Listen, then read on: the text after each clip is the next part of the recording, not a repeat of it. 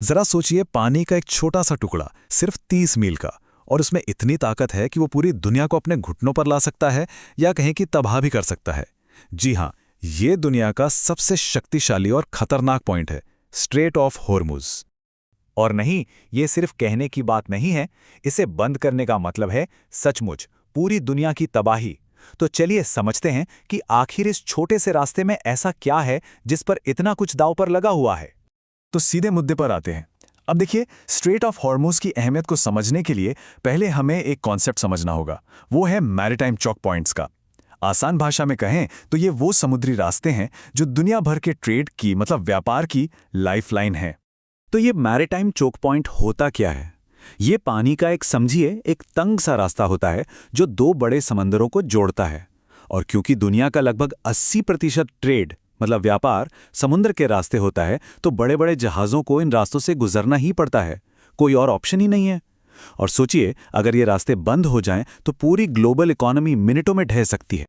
इसका एक ताज़ा उदाहरण याद है, 2021 में सुएज कैनाल वाला मामला। एक जहाज़ सिर्फ 6 दिनों के लिए वहां फंस गया था, और दुनिया को कितना नुकसान हुआ, पूरे $10 बिलियन का, सिर्फ 6 दिन में। तो इससे अंदाजा लगता है कि ये चोक पॉइंट्स कितने ज्यादा नाजुक हैं।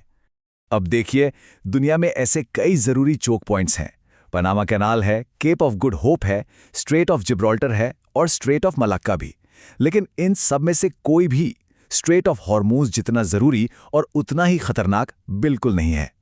तो सवाल उठता है कि स्ट्रेट ऑफ हॉर्मुज में आखिर ऐसा क्या खास है? इसकी वजह यह है कि यह अकेला, जी हां, एकमात्र ऐसा समुद्री रास्ता है जो पर्शियन गल्फ यानी फारस की खाड़ी को खुले समंदर से जोड़ता है। और फारस की खाड़ी समझिए कि दुनिया की एनर्जी की लाइफलाइन है। इन नंबर्स पे जरा गौर कीजिए। पर्शियन गल्फ के किनारे बसे सिर्फ 8 देशों के पास दुनिया का 50% तेल और 40% नेचुरल गैस का भंडार है। मतलब दुनिया की लगभग आधी एनर्जी सप्लाई इसी एक जगह पर है। कमाल है ना? और ये भंडार और भी ज्यादा जरूरी इसलिए हो जाते हैं क्योंकि तेल आज भी दुनिया का नंबर 1 एनर्जी सोर्स है, ग्लोबल कंजम्पशन का 33%, और नेचुरल गैस तीसरे नंबर पर आती है। तो इसका सीधा सा मतलब ये हुआ कि दुनिया के दो सबसे जरूरी एनर्जी सोर्स इसी एक छोटे से इलाके से होकर गुजरते हैं। तो सबसे बड़ी बात ये निकल कर आती है, पूरी दुनिया की टोटल एनर्जी सप्लाई का 15% हिस्सा इसी एक तंग रास्ते से होकर गुजरता है। और सबसे बड़ी प्रॉब्लम यह है कि इसका कोई दूसरा रास्ता, कोई दूसरा ऑप्शन है ही नहीं। तो चलिए अब अगले हिस्से पर चलते हैं और देखते हैं कि कैसे ज्योग्राफी और पॉलिटिक्स मिलकर ईरान को इस सुपर इंपॉर्टेंट रास्ते पर एक जबरदस्त कंट्रोल देती है। देखिए, इस स्ट्रेट के अंदर 8 बड़े द्वीप हैं जिनसे जहाज़ों को घूम कर निकलना पड़ता है। अब मजे की बात यह है कि इन 8 में से 7 द्वीपों पर ईरान का कंट्रोल है। ऊपर से जो बड़े बड़े तेल के टैंकर होते हैं ना, उनके गुजरने के लिए सेफ रास्ता बहुत ही तंग है।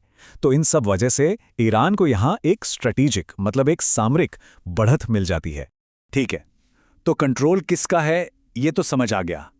पर अब समझते हैं कि अगर ये रास्ता बंद हो गया तो कौन कौन से देश एक के बाद एक डोमिनोज की तरह ढहना शुरू हो जाएंगे।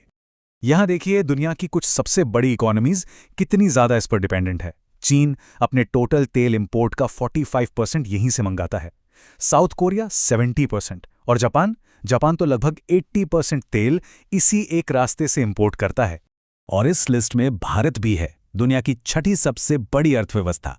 भारत अपने तेल का 70% और नेचुरल गैस का 50% इसी स्ट्रेट के जरिए इंपोर्ट करता है। तो इससे पता चलता है कि पूरा एशिया इस एक रास्ते के भरोसे है। तो इसका निचोड़ क्या है? निचोड़ यह है कि अगर इस स्ट्रेट को लंबे टाइम के लिए बंद कर दिया गया तो दुनिया की दूसरी, तीसरी, छठी और 10वीं सबसे बड़ी इकोनॉमीज कोलैप्स कर सकती हैं। और इसके बाद जो ग्लोबल इकोनॉमिक क्राइसिस आएगा वो बहुत ही भयानक होगा। तो ये सारी बातें हमें आज की सिचुएशन पर ले आती हैं।